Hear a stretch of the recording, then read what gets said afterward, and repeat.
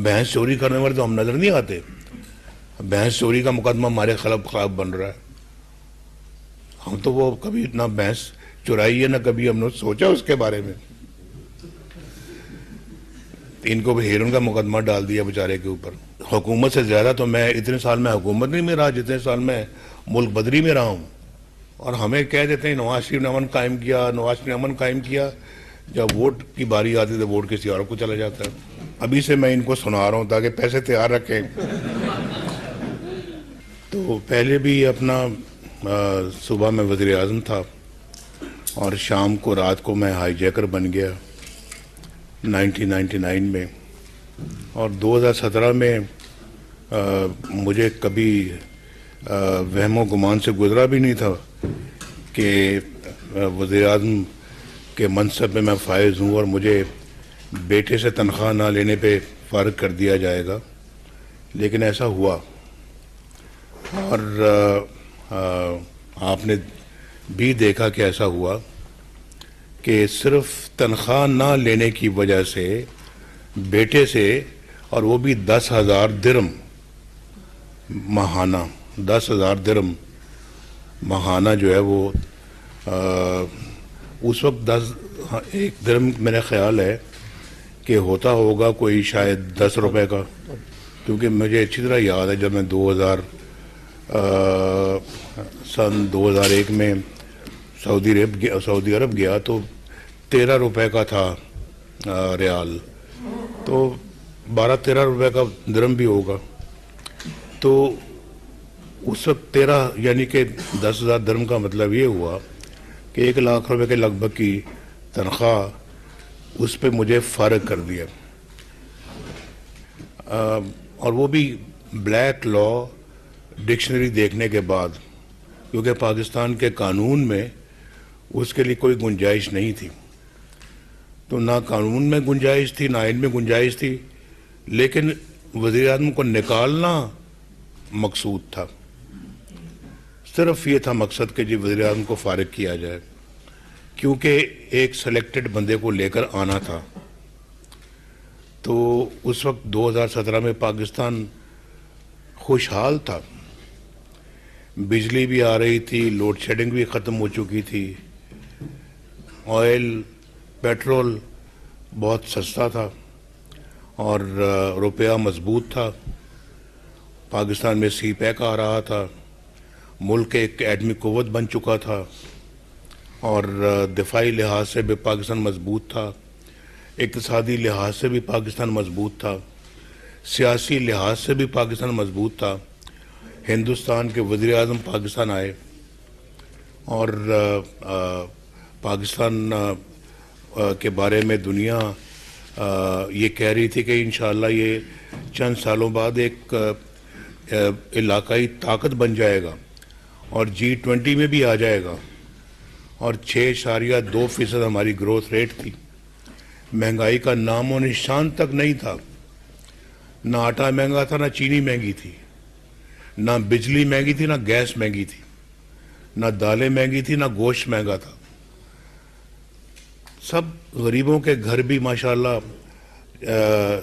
आबाद थे और बच्चे भी स्कूल जाते थे और घर में अपना रोज़गार भी था। लाखों लोग रोज़गार हासिल कर रहे थे पाकिस्तान के अंदर हर साल। करोड़ों गुर्बत की लकीर से बाहर निकल रहे थे। तो मुल्क तो एक तरह का अल्हम्दुलिल्लाह भाग रहा था, आगे दौड़ रहा था तरक्की में, और ख़ित्ते के बाकी ममालिक हमसे पीछे थे। आज सारा कुछ रिवर्स हो गया। IMF से हमने खुदा हाफिज कहा था अपने ज़माने में। बैठे ये डॉक्टर साहब मेरे बाएं बैठे हुए हैं, ये खुद हैं उनको अपना खुदा हाफिज कहने वाले। अच्छा भाई, अब इंशाअल्लाह फिर जो है वो मिलेंगे। अभी फ़िलहाल हमें IMF की कोई ज़रूरत नहीं है, अपना काम खुद चला रहे थे। कोई लोन हम अपना जो है ना अपने गैर मुल्की जो कर्जे थे वो वापस कर रहे थे।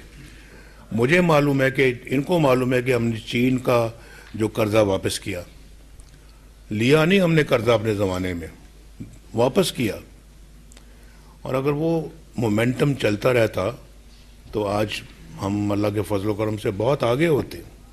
दुनिया में तरक्की याफ्ता ममालिक के अंदर भी हम बहुत आगे होते। 25 करोड़ का ये मुल्क है भाई, कोई ऐसे तो नहीं है। तो मेरा ख्याल है कि दुनिया के अंदर जो सबसे ज़्यादा आबादी वाले मुल्क हम उनमें हमारा पहले 10 मुल्कों में हमारा शुमार है। तो ये तो जो है ना, वो इतना हमारे पास मैन पावर है। तो हम तो अल्लाह के फजल करम से पाकिस्तान में वो काम कर सकते हैं जो कि आम तौर पे कौमें नहीं कर सकती। तो बस नज़र खा गई हमें। हम खुद भी शायद अपने साथ इतने मुखलिस नहीं जितने कि हमें होना चाहिए था। और ये बात तो बिल्कुल सही है। तो नाइंसाफ़ियाँ इतनी बड़ी बड़ी होती हैं, हम खामोशी के साथ बर्दाश्त कर जाते हैं, सह जाते हैं। तो ये भी तो किसी को पूछना चाहिए था ना कि एक वज़ीर आज़म सुबह वज़ीर आज़म है तो रात को भाई हाईजैकर कैसे बन गया। तो ये सारी चीज़ें जो है ना, ये अपना बहुत अफसोसनाक हैं। और फिर आप में से पता नहीं कितने आज सुबह या कल आए होंगे हवाई जहाज़ पे, और कई बाय रोड मोटरवे से आए होंगे। तो पहले तो सड़कों पे आना बड़ा एक मुश्किल काम था, और आजकल तो जगह जगह आपको मोटरवेज मिलती हैं। तो आपके 10-10 घंटे के सफ़र जो हैं वो 5-5 घंटे के हो गए हैं, या उससे भी कम के हो गए हैं। अभी हमें आप ये बताएं कि हम अगर वहाँ से पेशावर से सक्खर तक हमने जो है वो मोटरवे बना दी, तो सक्खर से आगे हैदराबाद क्यों नहीं बनाई? एक सवाल का जवाब है जो मुझे पिछली हुकूमत से पूछना है। जो 2018 में हमें आरटीएस बंद करवा के जो हुकूमत लाई गई थी, क्या वो एक मोटरवे भी नहीं बना सकी जो कि सक्खर से हैदराबाद? वो हमारे मंसूबे में मौजूद था वो। और अगर हमारी हुकूमत ना तोड़ी जाती तो 2020 में मोटरवे तैयार हो जाती। इसी तरह की 6 lane right from Islamabad, from Peshawar to Hyderabad. तो ये किस चीज़ ने हमें इससे रोका? मुझे बताएं ना। हम तो खैर अल्लाह के फजल करम से मोटरवे भी बनाने वाले हैं, बिजली के कारखाने भी हमने लगाए हैं, हमने डैम भी बनाए हैं, हमने बलूचिस्तान की हाईवेज को और सड़कों को बनाया है, हमने सिंध में बनाया है, हमने हज़ारा मोटरवे बनाई है, हमने लवारी टनल चित्राल में जाके 50 अरब रुपए खर्च करके हमने टनल बनाई है, हमने पुराने कराची के अंदर ग्रीन लाइन बनाई है, ये पंजाब में मेट्रो बस बनाई है, शहबाज साहब ने खुद बनवाई है, ये लाहौर के अंदर इन्होंने ऑरेंज लाइन बनाई है। भाई कराची में क्या अमर माने है कि कराची के अंदर ये तरक्की के काम क्यों नहीं हुए? एक पीने का पानी का मंसूबा भी जो है ना वो भी मुकम्मल नहीं हुआ वहाँ पे। हमने जो ग्रीन लाइन लगाई है वो ग्रीन लाइन सब कुछ तैयार हो गया, लेकिन जो बसें थी वो नहीं आई बहुत अरसे तक। तो ये तो भाई, और फिर किसने कराची में अमन कायम किया? दहशत गर्दी को ख़त्म किया।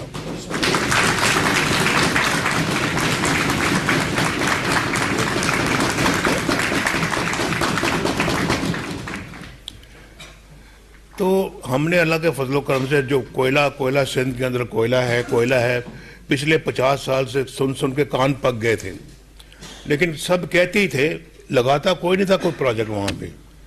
हमने उस कोयले की कान को जाके कोयला वहाँ से निकाला, एक वो प्रोजेक्ट, उस कोयले को फिर हम बिजली में ढाला और आज वहाँ बिजली बन रही है। हमने अमल करके दिखाया। कराची के अंदर जो है ना वो जो हमारा न्यूक्लियर पावर प्लांट लगाया 2200 मेगावाट, कोई छोटा प्लांट नहीं है, 2200 मेगावाट। तो किसने ये सारे काम किए हैं? और हमें कह देते हैं नवाज शरीफ ने अमन कायम किया, नवाज शरीफ ने अमन कायम किया। जब वोट की बारी आती है तो वोट किसी और को चला जाता है। ये चित्राल वाले भी कहते हैं हो जनाब, नवाज शरीफ ने वहाँ पे लवारी टनल बनाई है, लवारी टनल बनाई, नवाज शरीफ ने बनाई है। जब वहाँ पे इलेक्शन हुआ तो वोट जमात इस्लामी को चला गया। टनल हमने बनाई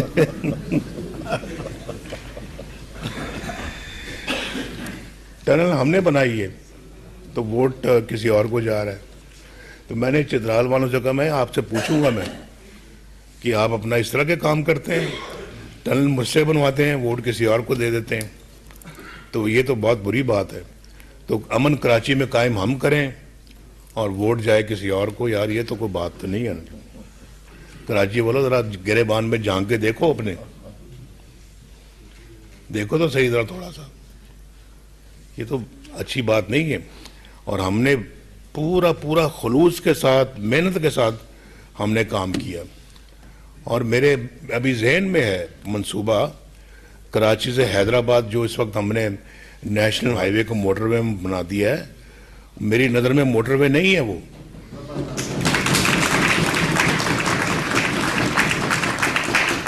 वहाँ एक मोटरवे इंशाल्लाह बनेगी कराची से हैदराबाद, और वो लाहौर इस्लामाबाद से भी बहुत बेहतर बनेगी इंशाल्लाह। शहबाज साहब सुन रहे हैं ये बात, बाकी भी दाएं बाएं सुन रहे हैं। अभी से मैं इनको सुना रहा हूं ताकि पैसे तैयार रखें। तो भाई हम तो तरक्की वाले लोग हैं, काम करने वाले लोग हैं, हम गरीबों की माशाल्लाह दुख दर्द बांटने वाले लोग हैं। गरीबों के लिए हम नहीं चाहते कि मुल्क में कोई महंगाई हो, आटा दाल महंगा हो। रोटी हमारे ज़माने में 4 रुपए की थी, आज 20 रुपए की है। ये कोई बात है यार करने वाली? कोई बात है? ये अपने मुल्क को कहाँ ले गए हम? ये अवाम को भूखा मारना है हमने? जब ये बातें मेरी नज़रों के सामने आती हैं, मेरे दिमाग में आती हैं, तो मैं तो बहुत दुखी होता हूँ, बहुत दुखी होता हूँ कि अब रोटी लोग बेचारे कई ऐसे हैं जो गरीब तरस लोग जो हैं वो रोटी प्लांट लगाए, उन्होंने रोटियां वो मुफ्त लोगों को बांटते हैं। तो मैं देखता हूँ 100-100 ख़वातीन लाइनों में लगी हुई हैं सिर्फ 4 रोटियां लेने के लिए। ये हमने अपने मुल्क का हाल कर दिया है। तो भाई हमने अपने मुल्क के साथ बहुत ज़्यादतियाँ की हैं, कुल्हाड़े मारे हैं हमने, और आइन कानून पे अमल किया कोई नहीं है। कोई अगर अमल कायम करने का इरादा करता है तो उसको भी रास्ते से हटाते हैं। हमने तो आइन कानून को कभी नहीं तोड़ा। अब मेरे ऊपर कोई इल्ज़ाम नहीं है कि मैंने कभी अपने कानून को तोड़ा हो, अपने आइन को तोड़ा हो, या पाकिस्तान के ख़िलाफ़ मैंने कोई काम किया हो, पाकिस्तान के मफाद के ख़िलाफ़ काम किया हो। हमने हमेशा इनकी पासदारी की है और आइन की रखवाली की है, और जो उसे हटे हैं उसका नोटिस लिया है, जिसकी वजह से फिर सारा हमला हमारे ऊपर ही हो जाता है, तो उसकी सज़ा फिर हमें भुगतनी पड़ती है। हुकूमत से ज़्यादा तो मैं इतने साल में हुकूमत नहीं में रहा जितने साल मैं मुल्क बदरी में रहा हूँ। जितना वक्त मैंने जेलों में गुजारा है, झूठे मुकदमात में गुजारा है। वो मुकदमे देखें उनका क्या हशर हुआ है। हाई कोर्ट ने उनको 2-3 पेशियों में निकाल के बाहर मारा है कि इसमें तो है ही कुछ नहीं भाई, क्यों सजा दी नवाज शरीफ को? मुझे जरा बताएं ना जी। ये सब आखिर एक वजीर, मैं कोई अल्लाह माफ़ करे कोई क्रिमिनल रिकॉर्ड मेरा नहीं है। मैं मुल्क का वजीर आज़म था, वहाँ उस ओहदे से हटा के आपने मुझे जेल में डाला, झूठे मुकदमे किए और 150 पेशियाँ भुगती मैंने। साथ ये भी, इसने भी, मरीम ने भी। हम कौन से, हम में से मेरे भाई इसके पे झूठे मुकदमे बने, ये जो बैठे हैं इस पे झूठे मुकदमे बने, दाएं बाएं सब बैठे हुए हैं। वो देखकर राना सनाउल्लाह साहब के ऊपर तो पर्चा बना दिया हेरोइन का, स्मगलिंग का। तो इतना झूठा पर्चा यार, खुदा का खौफ करो भाई, कि गाड़ी से निकली है, हेरोइन निकली है, कहाँ सबूत उसका? वो भी जज ने उठा के उसको भी बाहर फेंका मुकदमे को। मुकदमा बनाना है कोई, ये तो ना बनाओ ना कि हम भैंस चोरी करने वाले तो हम नजर नहीं आते, भैंस चोरी का मुकदमा हमारे खिलाफ बन रहा है। हम तो वो कभी ना भैंस चुराई है ना कभी हमने सोचा उसके बारे में।